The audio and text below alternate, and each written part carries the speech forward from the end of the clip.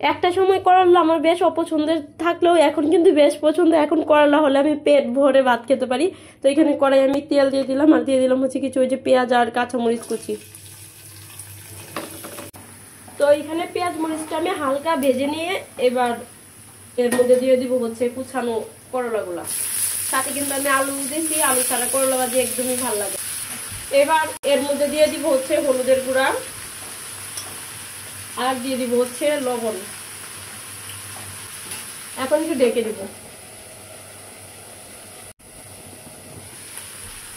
এটা হচ্ছে ভালো করে একটু মিশিয়ে নিচ্ছি, মানে নেড়ে ছেড়ে হলুদ লবণ একসাথে।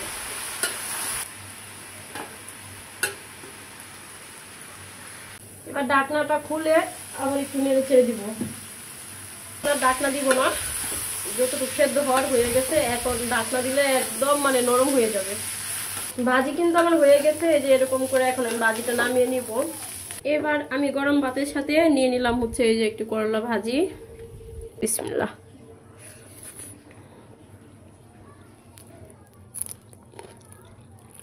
আসলে অনেক মজা।